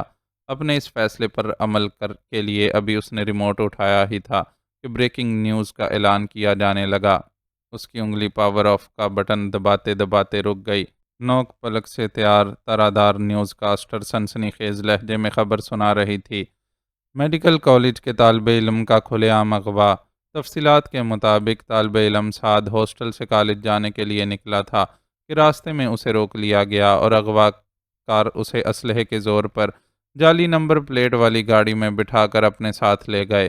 واضح رہے کہ طالب علم سعد یونیورسٹی کے اس طالب علم معاذ کا بھائی ہے جو کچھ عرصہ قبل کیرتھر کی پہاڑیوں پر غائب ہو گیا تھا اور جس کی بازیابی کے سلسلے میں صحافی گلزار عاصم کی بیٹی بشرا گلزار نے بھرپور کمپین چلاتے ہوئے معاذ کے غیاب کا الزام مشہور بلڈر یزدانی اور صنعت کار سیاستدان عرفان اللہ کے بیٹوں پر لگایا تھا۔ نیوز کاسٹر خبر نہیں سنا رہی تھی، معاذ کے وجود پر برچھیاں چلا رہی تھی۔ سعد، اس کا پیارا بھائی سعد، دن دہاڑے اغوا کیا جا چکا تھا۔ یہ کوئی معمولی خبر نہیں تھی۔ اس خبر کو سن کر اس کا پورا وجود ساکت ہو گیا تھا اور وہ پھٹی پھٹی نظروں سے اسکرین کو دیکھ رہا تھا۔ اسکرین پر اب وہ مقام دکھایا جا رہا تھا جہاں سے سعد کو اغوا کیا گیا تھا۔ نیوز چینل کا نمائندہ ہاتھ کے اشارے سے وہ بائک دکھا رہا تھا جس پر سعد سوار تھا۔ معاذ اس موٹر سائیکل کو اچھی طرح پہچانتا تھا کیونکہ یہ اس کی اپنی موٹر سائیکل تھی۔ اس موٹر سائیکل کے مرر پر ایک بار ماضی میں اسے بشرا کا ساتھ دینے پر دھمکی آمیز پیغام ملا تھا۔ اس نے وہ مرر تبدیل کروا لیا تھا، لیکن آج پھر مرر پر پرماننٹ مارکر سے اس کے نام ایک مختصر پیغام لکھا تھا۔ چینل کا نمائندہ اس مختصر پیغام کو پڑھتے ہوئے حیرت کا اظہار کر رہا تھا کہ یہ پیغام کس نے اور کیوں دیا ہے۔ کیمرہ مرر کو زوم کر کے پیغام کے الفاظ دکھا رہا تھا۔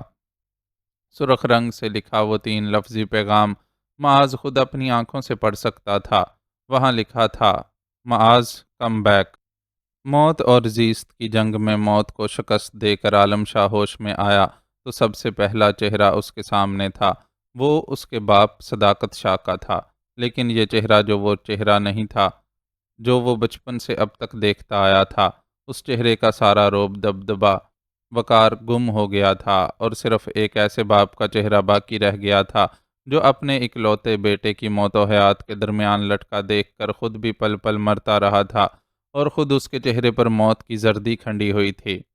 بابا، خشک لبوں سے بابا باپ کو پکارتے ہوئے عالم شاہ کو یاد بھی نہیں تھا کہ باپ نے اسے تھپڑ مارا تھا اور وہ ناراضی کے عالم میں حویلی سے نکلا تھا۔ میرا پوت، اب کیسی طبیعت ہے تیری؟ صداقت شاہ اس کی پکار پر ایسے ہی جذبات سے دوچار ہوئے جیسے جذبات انہوں نے پہلی بار اس کے بابا پکارنے پر محسوس کیے تھے، بلکہ جذبات کی شدت اس وقت سے بھی زیادہ ہی تھی کہ اس وقت ملنے والی خوشی کسی آزمائش سے گزر کر نہیں ملی تھی، جبکہ اس وقت انہیں اپنی زندگی کی سب سے بڑی آزمائش سے گزر کر یہ لفظ سننے کو ملا تھا، ٹھیک ہوں۔ عالم شاہ نے ان کی آنکھوں کی نمی دیکھی اور جسم میں اٹھتی ٹیسوں کو نظر انداز کر کے مسکرانے کی کوشش کرنے لگا۔ رب سائیں کا مجھ پر احسان ہے کہ اس نے مجھے میرا بیٹا واپس لوٹا دیا اور آج میں اپنے کانوں سے اپنے بیٹے کو باتیں کرتا ہوا سن رہا ہوں، ورنہ تم تو بس ذرا دیر کے لیے ہی ہوش میں آتے تھے اور اجنبی نظروں سے ہم سب کو دیکھ کر اپنی آنکھیں بند کر لیتے تھے۔ صداقت شاہ نے دھیرے سے اس کے بالوں میں اپنی انگلیاں چلاتے ہوئے اسے بتایا تو اس کو وہ جان کا ہوار یاد آ گیا جو اس پر پشت سے کیا گیا تھا اور جسے سہنے کے بعد وہ اپنے پیروں پر کھڑا نہیں رہ سکا تھا۔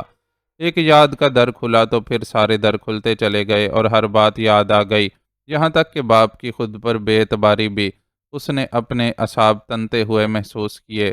تم بے ہوش تھے تو لگتا تھا میرے تن سے جان نکل گئی ہے۔ تمہیں یوں زندگی اور موت کے بیچ لٹکے دیکھ کر میں خود نہ جانے کتنی بار مر کر جیا ہوں اور مجھے احساس ہے کہ میرے لیے تم سے بڑھ کر کچھ اہم نہیں۔ محبت وہ اس سے ہمیشہ ہی بے تحاشا کرتے تھے، لیکن یوں کھل کر اظہار شاید پہلی بار کر رہے تھے۔ مجھے آپ کی محبت پر اعتبار ہے بابا سائیں، لیکن آپ کی بے اعتباری کا گھاؤ بہت گہرا ہے۔ عالم شاہ خود کو شکوہ کرنے سے نہ روک سکا۔ بعض دفعہ حالات بندے کو مجبور کر دیتے ہیں پوت، تمہاری شکایت اپنی جگہ، لیکن خود کو میری جگہ رکھ کر دیکھو تو تمہیں میری پوزیشن سمجھ میں آئے گی۔ اس روز جو کچھ نظر آ رہا تھا سب تمہارے خلاف تھا اور میں شدید دکھ اور صدمے سے دوچار ہو گیا تھا کہ میرا پوت میرا خون ایسی گھٹیا حرکت میں ملوث ہے۔ صداقت شاہ نے جیسے اپنی صفائی پیش کی۔ پھپھا سائیں ٹھیک کہہ رہے ہیں عالم شاہ۔ ان کا ری ایکشن سچویشن کے عین مطابق تھا۔ جو کچھ ہوا اس نے ہم سب کو بڑی مشکلات میں ڈال دیا ہے، اور اب بھی حالات ہمارے خلاف ہی ہیں۔ باپ بیٹے کے درمیان شکوے شکایت کا سلسلہ دراز ہوتا۔ اس سے قبل معظم شاہ اندر داخل ہوا اور ان کی گفتگو میں حصہ لیا۔ کیا مطلب؟ عالم شاہ نے تحیر سے بہنوئی کی طرف دیکھا۔ اسے معلوم تھا کہ وہ اور سجل اغوا کاروں سے بچ نکلے ہیں، اس لیے معظم شاہ کی موجودگی کی بجائے صرف اس کے الفاظ پر حیران تھا۔ منشی عبدالحق کا پورا خاندان آسیہ سمیت غائب ہے، ہمیں کہیں سے ان کا کوئی کھوج نہیں مل سکا ہے، اور الٹا گاؤں میں یہ سرگوشیاں گردش کر رہی ہیں کہ سائیں قربان شاہ نے اپنے بھانجے کو بچانے کے لیے وفادار منشی اور اس کے کنبے کو غائب کروا دیا ہے۔ معظم شاہ نے اسے صورتحال سے آگاہ کیا۔ یہ سب کیا ہے اور کیوں ہو رہا ہے؟ میری سمجھ میں کچھ نہیں آ رہا۔ عالم شاہ نے گویا تکیے پر سر پٹکا۔ اس کی یہ کیفیت دیکھ کر معظم شاہ کے ساتھ ہی آنے والی سجل شاہ، جو چند قدم پیچھے کھڑی تھی، تیزی سے آگے بڑھی اور اس کا ہاتھ تھامتے ہوئے بولی، آپ کو کسی بات کی کوئی ٹینشن لینے کی ضرورت نہیں ہے ادا۔ معاملات کو دیکھنے اور سلجھانے کے لیے بہت لوگ موجود ہیں۔ سب کچھ انشاءاللہ ٹھیک ہو جائے گا۔ ہمارے لیے اس وقت سب سے اہم آپ کی صحت اور زندگی ہے۔ اللہ کا احسان ہے کہ اس نے آپ کو دوبارہ زندگی کی طرف لوٹا دیا، اور آج اتنے دنوں بعد آپ ہم سے اپنے ہوش و حواس میں گفتگو کر رہے ہیں۔ میرے خیال میں تو اس موقع پر ایسی گفتگو چھڑنا ہی نہیں چاہیے تھی جو آپ کے لیے تکلیف کا باعث بنی۔ سجل کے لہجے میں جو تنبیہ تھی اسے صداقت شاہ اور معظم دونوں نے ہی محسوس کیا۔ واقعی ابھی اس قسم کی باتیں کرنا عالم شاہ کے لیے مناسب نہیں تھا۔ تمہاری بہن تمہارے لیے بہت فکر مند تھی عالم۔ صدقہ خیرات نوافل کسی چیز کی کسر نہیں چھوڑی اس نے۔ مومل اور تمہاری ماں تک تو خیر ہم نے پوری خبر پہنچنے ہی نہیں دی، لیکن یہ معظم کے ساتھ یہاں شہر میں ہونے کی وجہ سے واقف ہو گئی تھی۔ صداقت شاہ نے بیٹی کی طرف محبت سے دیکھتے ہوئے اسے بتایا۔ بے شک وہ بیٹے کو بے تحاشا چاہتے تھے، لیکن ان روایتی زمینداروں یا جاگیرداروں میں سے نہیں تھے جنہیں بیٹی کا وجود گراں گزرتا ہے اور جو بیٹی جیسی رحمت کو اپنی محبت سے محروم رکھتے ہیں۔ مجھے یقین ہے کہ میری زندگی میری بہن کی دعاؤں کے سبب ہی بچی ہے۔ عالم شاہ نے لیٹے لیٹے ہی اپنا دایاں ہاتھ سجل کے سر پر رکھنے کی کوشش کی۔ بھائی کی کوشش کو کامیاب بنانے کے لیے اس نے فوراً ہی اپنا سر جھکا دیا۔ آپ ان دونوں بہن بھائی کو آپس میں باتیں کرنے دے پھپھا سائیں، اور میرے ساتھ گھر چلیں۔ اتنے دنوں سے آپ ہسپتال میں ہیں اور بھرپور نیند نہیں لی ہے۔ اب عالم مکمل ہوش میں ہے اور اس کی طرف سے کوئی پریشانی نہیں ہے، اس لیے آپ کو تھوڑا اپنا خیال بھی کرنا چاہیے۔ معظم شاہ نے صداقت شاہ کو مشورہ دیا تو سجل نے فوراً اس کی تائید کی۔ جی بابا سائیں، یہ بالکل ٹھیک کہہ رہے ہیں۔ میں ہوں ادا کے ساتھ، باہر اور لوگ بھی ہیں، اس لیے آپ کو اطمینان سے گھر چلے جانا چاہیے۔ لیکن تم، صداقت شاہ نے دو لفظ کہہ کر ہی اپنا جملہ ادھورا چھوڑ دیا، لیکن معظم سمجھ گیا کہ وہ سجل کی حالت کی وجہ سے اسے یہاں چھوڑ کر جانے میں متعامل ہیں، اس لیے نرمی سے بولا، آپ پریشان نہ ہوں پھپھا سائیں، سجل 1 ڈیڑھ گھنٹے بعد واپس گھر چلی جائے گی اور میں اپنا ایک کام نمٹا کر یہاں آ جاؤں گا۔ صداقت شاہ کے پاس اس کے بعد کوئی گنجائش نہیں رہی اور وہ داماد کے ساتھ روانہ ہونے پر مجبور ہو گئے۔ ان کے جانے کے بعد ڈاکٹر معائنے کے لیے آ گیا۔ اس نے عالم شاہ کی طرف سے خاصے اطمینان کا اظہار کیا۔ نرس نے اس کی ہدایت کے مطابق عالم شاہ کو ایک انجیکشن لگایا اور نوٹ کرنے لگی کہ اسے کس وقت کیسی غذا دی جائے گی اور دواؤں کی ترتیب کیا ہوگی۔ ان لوگوں کے رخصت ہو جانے کے بعد عالم شاہ دوبارہ سجل کی طرف متوجہ ہوا۔ اسے اپنی دونوں بہنوں سے پیار تھا، لیکن سجل کا نمبر چونکہ اس کے بعد تھا، اس لیے اس سے دوستی اور قربت زیادہ تھی۔ اس کے اغوا کی خبر سن کر وہ دکھ اور غصے سے بے حال ہو گیا تھا، اور اب وہ سامنے بیٹھی تھی تو جیسے دل پر ٹھنڈی پھوار سی برس رہی تھی۔ وہ سجل سے اس کے اغوا کی تفصیل پوچھنے لگا۔ بھائی کی دلچسپی محسوس کر کے اس نے شروع سے آخر تک ساری داستان کہہ سنائی، اور آخر میں بولی، ہمارے لیے تو وہ شخص رحمت کا فرشتہ بن کر آیا تھا۔ اگر وہ غیر معمولی جرت اور بہادری سے کام نہ لیتا تو ان لوگوں کے نرغے سے نکلنا ہمارے بس کی بات نہیں تھی۔ اس کا اثار مجھے بھولتا نہیں ہے کہ سواری میسر آنے پر اس نے مجھے اور معظم کو وہاں سے فرار کروانے کو ترجیح دی اور خود وہیں رکا رہا۔ مجھے بار بار اس بیچارے کا خیال آتا ہے کہ پتہ نہیں وہ وہاں سے نکل بھی سکا تھا یا نہیں۔ پولیس نے جب تک وہاں ریڈ کیا اس وقت تک تو سب ختم ہو چکا تھا، کچھ پتہ نہیں چلا کہ وہاں کون لوگ رہ رہے تھے، ہمارے مددگار کے بارے میں بھی کچھ معلوم نہیں ہو سکا۔ حالانکہ معظم اس کو تلاش کرنا چاہتے ہیں، انہیں افسوس ہے کہ جب وہ ہمارے ساتھ تھا تو انہوں نے اس کے ساتھ اچھا رویہ اختیار نہیں کیا۔ اصل میں وہ ہمیں اتنے مشکوک حالات میں ٹکرایا تھا کہ ہم اسے اغوا کاروں کا ساتھی ہی سمجھتے رہے تھے، اور اب اسے تلاش کرنے کے لیے ہمارے پاس اس کے نام کے سوا کچھ موجود نہیں ہے۔ سجل شاہ کے لہجے میں تعصب تھا۔ کیا نام تھا اس شخص کا؟ عالم شاہ نے یوں ہی اس سے پوچھ ڈالا۔ معاذ۔ معاذ نام بتایا تھا اس نے اپنا، سجل نے بتایا۔ معاذ؟ عالم شاہ چونکا۔ جی یہی نام تھا اس کا، سجل نے تصدیق کی۔ اور وہ تمہیں کیرتھر کے آس پاس ملا تھا؟ عالم شاہ نے پوچھا۔ جی، سجل نے بھائی کے دبے دبے جوش کو محسوس کر کے قدرے حیرت سے تصدیق کی۔ تم مجھے اس کا حلیہ بتا سکتی ہو سجل؟ عالم شاہ کی بے چینی اب بالکل واضح تھی۔ کوشش کر سکتی ہوں۔ اصل میں جب وہ ہمیں ملا تو بہت برے حال میں تھا، ڈاکوؤں کے ٹھکانے پر اس نے بات لیا تھا تو اس کا حلیہ قدرے بہتر ہو گیا تھا، لیکن بڑے ہوئے بالوں اور شیو میں یقیناً اس کی اصل شخصیت دب گئی تھی۔ اس کی جسمانی حالت بھی ایسی تھی کہ صاف پتہ چل رہا تھا کہ وہ کئی دن سے کڑی مشقت سہ رہا ہے، اس لیے میں یقین سے نہیں کہہ سکتی کہ میں اس کا درست حلیہ بیان کر سکوں گی۔ سجل جھجک اور تذبذب کا شکار تھی۔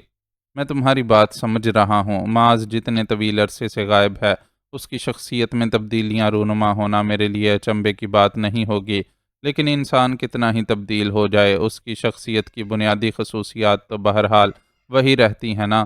تم مجھے اس کے بارے میں ایسی ہی باتیں بتاؤ۔ وہ دراز قد تھا، لگ بھگ آپ جتنا، آپ سے شاید ایک آدھ انچ چھوٹا قد ہو۔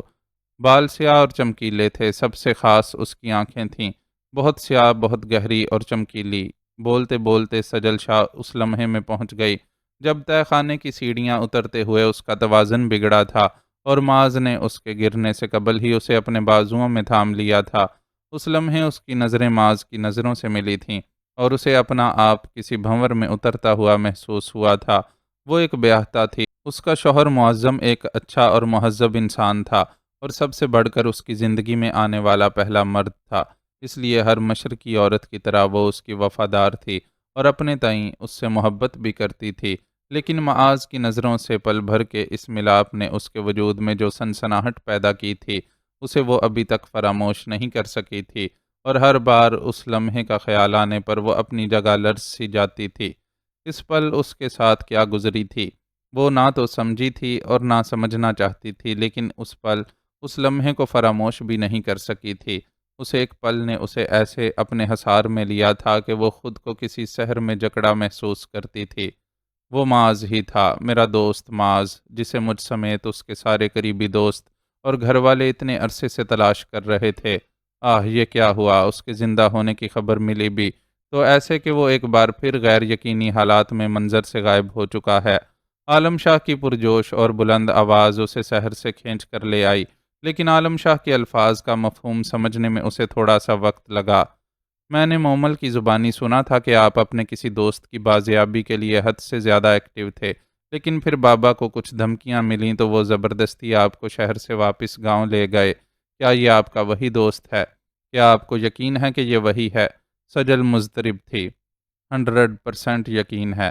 اس کا قد کاٹ، سحر انگیز آنکھیں اور سب سے بڑھ کر جرت مندی گواہ ہے کہ وہ معاذ ہی تھا۔ وہ کیرتھر کے ٹرپ کے دوران غائب ہوا تھا اور تم لوگوں کو کیرتھر کے قریب ہی ملا تھا، اس لیے میں یقین سے کہہ سکتا ہوں کہ وہ میرا دوست معاذ ہی تھا۔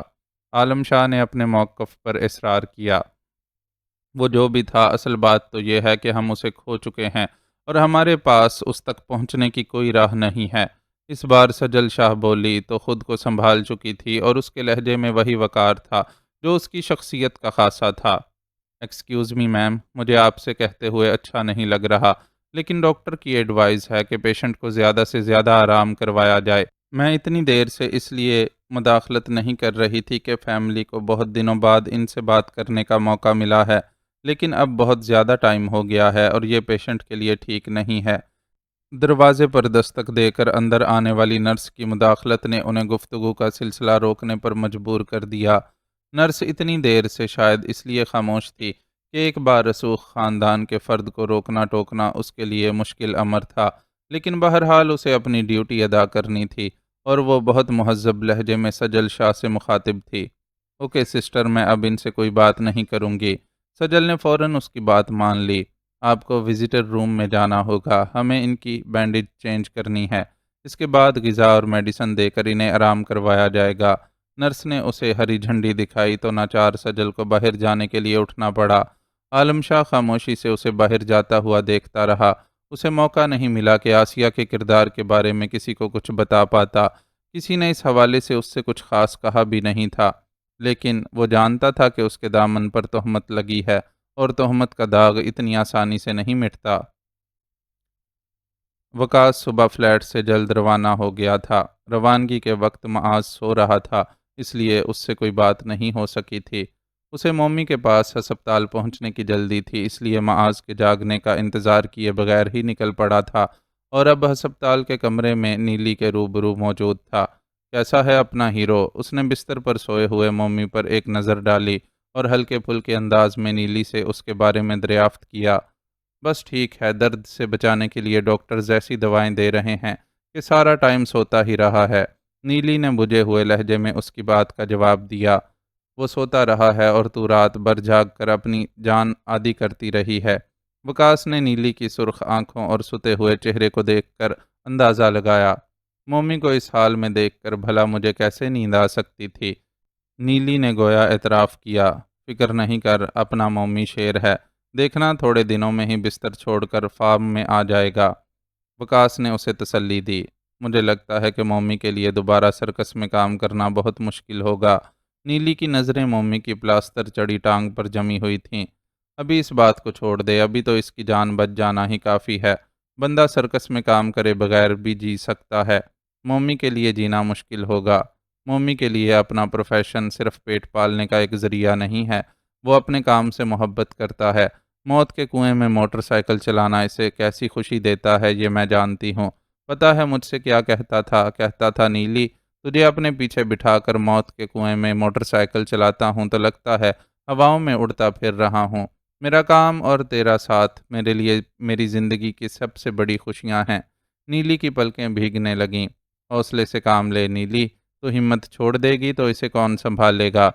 تیرا حوصلہ اور ساتھ ہی اسے اس دکھ کو جھیلنے کی ہمت دے سکتا ہے۔ ویسے بھی مجھے یقین ہے کہ مومی ہمیشہ کے لیے اپنے کام سے دور نہیں رہے گا۔ میں اس کا بہترین علاج کرواؤں گا، اور انشاءاللہ تیرے ساتھ اور اپنی ہمت کے بل بوتے پر یہ جلد ہی اپنی جگہ پر موجود ہوگا۔ وکاس نیلی کے ساتھ ساتھ خود کو بھی یقین دلا رہا تھا۔ اللہ تعالیٰ آپ کی زبان مبارک کرے، نیلی نے فوراً کہا۔ تو نے کچھ کھایا پیا بھی ہے یا ایسے ہی بھوکی پیاسی بیٹھی فکر میں گھل رہی ہے؟ وکاس نے یکدم اس سے پوچھا تو وہ سٹ پٹا گئی اور کھسیا کر بولی، بھوک ہی نہیں لگی۔ بھوک تو نے فکر کر کر کے خود ہی اڑا دی ہے، چل میں تجھے ناشتہ کرواتا ہوں، وکاس نے پیار بھرے روب سے کہا۔ لیکن مومی، نیلی وہاں سے ہٹنے میں متذبذب تھی۔ مومی کا خیال رکھنے کو ہسپتال کا سٹاف موجود ہے، تیرے بھوکے پیاسے یہاں بیٹھ کر اس کو تکتے رہنے سے یہ ٹھیک نہیں ہوگا، لیکن تو بیمار پڑ جائے گی۔ مومی کو سنبھالنا ہے تو تجھے خود کو فٹ رکھنا ہوگا، اور فٹ رہنے کے لیے اچھی خوراک اور آرام کی کیا اہمیت ہے تو خود جانتی ہے۔ وکاس نے کچھ ایسے انداز میں کہا کہ نیلی مزید انکار نہیں کر سکی اور اس کے ساتھ ہسپتال کی کینٹین میں پہنچ گئی۔ وکاس نے اس کے لیے بھرپور ناشتہ منگوایا، لیکن چونکہ خود ناشتہ کر کے چلا تھا اس لیے اپنے لیے صرف چائے کے ایک کپ پر اکتفا کیا۔ نیلی جو پہلے بالکل بھی بھوک محسوس نہیں کر رہی تھی، اس کے بے حد اصرار پر کھانا شروع ہوئی تو آہستہ آہستہ کافی کچھ کھاتی چلی گئی۔ ڈبل روٹی کے سلائس اور آملیٹ ختم کرنے کے بعد اس نے چائے کا کپ ہونٹوں سے لگایا تو کچھ یاد آ جانے کے انداز میں چونکتے ہوئے بولی، میں آپ کو ایک بات بتانا تو بھول ہی گئی وکی بھائی۔ وہ کیا؟ وکاس فوراً اس کی طرف متوجہ ہوا۔ رات ڈاکٹر کے وزٹ کے وقت مجھے مومی کے کمرے سے باہر بھیج دیا گیا تھا۔ میں ایسے ہی ٹہلنے کے لیے ریسیپشن ایریا کی طرف چلی گئی تھی۔ وہاں میں نے ریسیپشنسٹ لڑکی سے ایک آدمی کو بات کرتے ہوئے سنا۔ وہ مومی کے بارے میں پوچھ رہا تھا۔ اس نے پوچھا تھا کہ کل ہائی وے کے قریب ایکسیڈنٹ ہونے پر جو لڑکا ہسپتال میں لایا گیا ہے اس کا کیا حال ہے اور وہ کس روم میں ہے۔ میں سمجھی کہ وہ آپ کا کوئی ساتھی ہے اور مومی کی خیریت معلوم کرنے آیا ہے، لیکن پھر بہت عجیب بات ہوئی۔ بجائے یہ کہ وہ مومی کو دیکھنے جانے کی بات کرتا، اس نے لڑکی سے کہا کہ وہ ریکارڈ میں سے مومی کا ایڈریس وغیرہ نکال کر دے۔ اس کام کے لیے اس نے لڑکی کو پیسے بھی دیے۔ میری سمجھ میں کچھ نہیں آیا کہ یہ کیا چکر ہے۔ نیلی نے اس سے اپنی الجھن بیان کی تو وہ چونک گیا اور دھیان فوراً ان پیجیرو والوں کی طرف چلا گیا جنہوں نے اعجاز کو قتل کیا تھا اور جنہوں نے مومی کو اپنے تعاقب میں پا کر اسے سائیڈ مار کر حادثے سے دوچار کر دیا تھا۔ یقیناً اب وہ جاننا چاہتے تھے کہ جائے واردات سے ان کا تعاقب کرنے والا شخص کون تھا۔ اس اعتبار سے دیکھا جائے تو مومی بھی خطرے میں تھا۔ تجھے مجھے اسی وقت بتانا چاہیے تھا نیلی۔ میں نے تجھے بتایا تو تھا کہ کسی بھی ضرورت کا خیال رکھنے کے لیے ایک بندہ باہر چھوڑ کر جا رہا ہوں۔ تو مجھے بتاتی تو میں اپنے بندے کو بولتا کہ اس آدمی کو چیک کرے۔ بس خیال ہی نہیں آیا اور وہ آدمی واپس بھی چلا گیا۔ کیا کوئی خطرے کی بات ہے؟ نیلی تشویش میں مبتلا ہو گئی۔ تجھے گھبرانے کی ضرورت نہیں ہے، جو بھی معاملہ ہوگا میں خود دیکھ لوں گا۔ وکاس نے اسے تسلی دی، پھر گفتگو کا موضوع بدل کر مومی کی صحت یابی کے حوالے سے بات کرنے لگا۔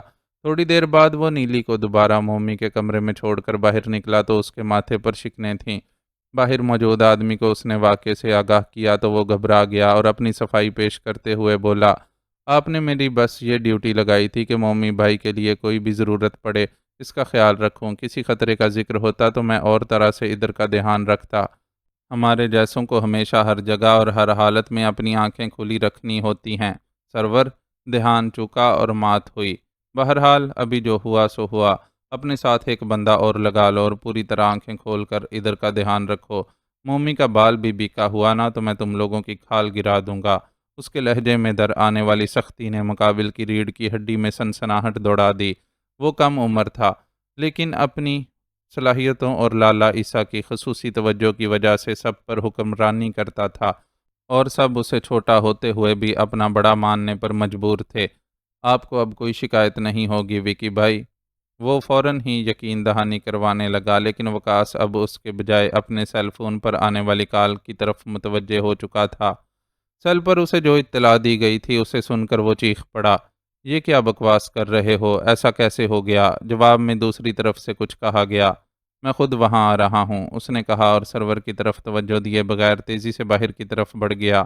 بائک برق رفتاری سے چلاتے ہوئے اس کا رخ اس بلڈنگ کی طرف تھا جس کے ایک اپارٹمنٹ میں وہ معاذ کو سویا ہوا چھوڑ کر رخصت ہوا تھا۔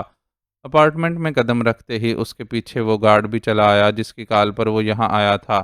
کیسے ہوا یہ سب کچھ؟ اس نے سخت لہجے میں گارڈ سے دریافت کیا۔ میں اپنی ڈیوٹی پر تھا سر، گیسٹ نے انٹرکام پر مجھے کال کیا کہ انہیں کوئی کام ہے اس لیے اوپر آ جاؤں۔ میں اوپر آیا تو انہوں نے مجھے اپارٹمنٹ کے اندر بلایا اور پھر اچانک ہی میری ناک پر اتنی زور کا مکہ مارا کہ میرا سر چکرا گیا۔ میں سنبھل بھی نہیں سکا تھا کہ انہوں نے دوسرا مکہ میری کن پٹی پر رسید کیا اور میں بے ہوش ہو گیا۔ اس کے بعد وہ چپکے سے یہاں سے نکل گئے۔ نیچے والا گارڈ کافی دیر تک میرے واپس نہ آنے پر اوپر آیا اور مجھے ہوش میں لا کر ساری بات پوچھی۔ ہم نے کیمرے کی ریکارڈنگ دیکھی تو پتہ چلا کہ گیسٹ لفٹ کی بجائے سیڑھیوں کے ذریعے یہاں سے گیا ہے۔ انہوں نے سر پر پی کیپ جھکا کر پہنی ہوئی تھی، اس لیے نیچے والا گارڈ پہچان نہیں سکا اور وہ آسانی سے یہاں سے نکل گئے۔ گارڈ نے ایک ہی سانس میں پوری کتھا سنا ڈالی۔ وکاس دیکھ سکتا تھا کہ اس کی ناک سرخ اور سوجی ہوئی ہے اور کن پٹی پر بھی نیل کا نشان نظر آ رہا ہے۔ معاذ کے بہترین فائٹر ہونے کا اندازہ اسے پہلی ملاقات میں ہی ہو گیا تھا، اس لیے گارڈ کے بیان پر تو کوئی بے اعتباری نہیں تھی، لیکن حیرت ضرور ہو رہی تھی کہ معاذ نے ایسا کیوں کیا ہے۔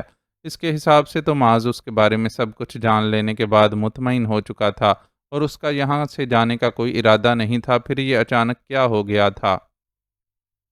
یہ کارکردگی ہے تم لوگوں کی۔ ایک زخمی بندے نے 2 مکوں میں تمہیں لمبا لٹا دیا اور تمہاری ناک کے نیچے سے اتنی آرام سے نکل کر چلا گیا۔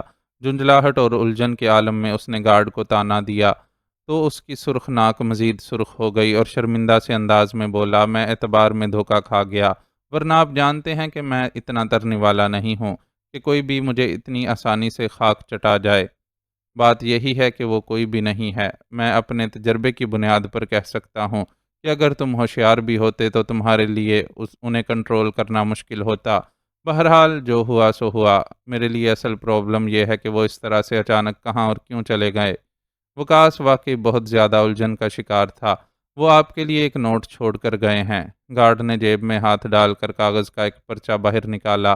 وکاس نے پرچے کی تہہ کھول کر اس پر لکھی تحریر پڑھی۔ لکھا تھا: وکاس، تمہارے خلوص پر شک نہیں، لیکن میں اپنے بھائی کی خاطر یہاں سے جانے پر مجبور ہوں۔ اس مختصر سے پیغام نے وکاس کو مزید الجھا دیا۔ پھر اس کے اندر خطرے کا کوئی الارم سا بجا۔ اس نے موبائل نکال کر ایک نمبر ملایا اور کال ریسیو ہوتے ہی بولا: معلوم کرو معاذ کی فیملی، اسپیشلی چھوٹے بھائی کے ساتھ کیا ہوا ہے۔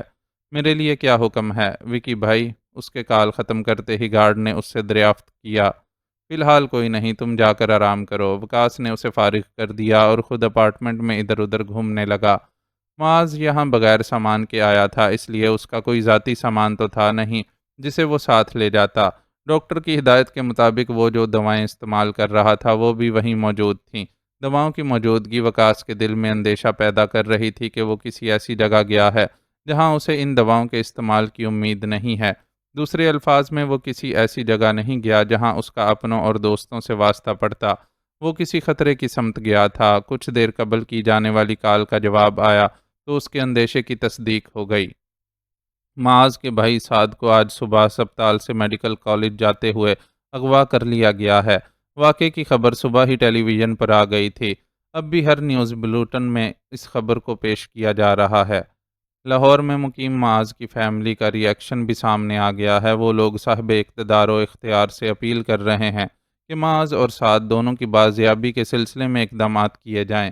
اسے جو رپورٹ پیش کی گئی وہ تشویشناک تھی۔ وہ صبح ہسپتال میں مصروف ہونے کی وجہ سے خبروں پر توجہ نہیں دے سکا تھا اور اس کے آدمیوں نے بھی شاید دھیان نہیں دیا تھا، اس لیے اتنی دیر سے خبر ہوئی۔ اپنے آدمی کی رپورٹ سننے کے بعد اس نے اپنے اسمارٹ فون پر اس خبر کو تلاش کیا اور غور سے دیکھنے لگا۔ جلد ہی سعد کی موٹر سائیکل کے آئینے پر لکھی تحریر والی خبر اس کے سامنے آ گئی۔ اس نے توجہ سے وہ 3 لفظی تحریر پڑھی: معاذ کم بیک، اور گویا بہت کچھ اس کی سمجھ میں آ گیا۔ کوئی اور اس تحریر کو سمجھے یا نہ سمجھے، لیکن وہ سمجھ سکتا تھا کہ یہ معاذ کے لیے ایک پیغام تھا اور انہی لوگوں نے دیا تھا جن کی قید سے وہ معاذ کو نکال لایا تھا۔ معاذ کی تلاش میں ناکامی کے بعد انہوں نے یہ اوچھا ہتھ کنڈا استعمال کیا تھا کہ اس کے بھائی کو اغوا کر کے اسے جذباتی بلیک میلنگ کے ذریعے اپنے پاس واپس لوٹنے پر مجبور کر دیا تھا۔ وکاس کو افسوس ہونے لگا کہ صبح سے اس نے خبروں کی طرف توجہ کیوں نہیں دی۔ اگر وہ خبریں دیکھ لیتا تو لازماً ایسا بندوبست کر دیتا کہ معاذ یہاں سے نکل نہیں پاتا، لیکن اب سب کچھ اس کے ہاتھ سے نکل گیا تھا اور اسے اندازہ تھا کہ معاذ کے گھر والوں کی طرح یہ جاننے کے باوجود کہ اس سب کے پیچھے کون لوگ ہیں، وہ قانونی طور پر ان کے خلاف کوئی مؤثر کارروائی نہیں کر سکے گا۔ خبروں کے اسی سلسلے کے آگے بڑھنے پر اس نے معاذ کے فیملی ممبرز کو تازہ پیش آنے والے واقعے پر احتجاج اور اپیل کرتے ہوئے دیکھا۔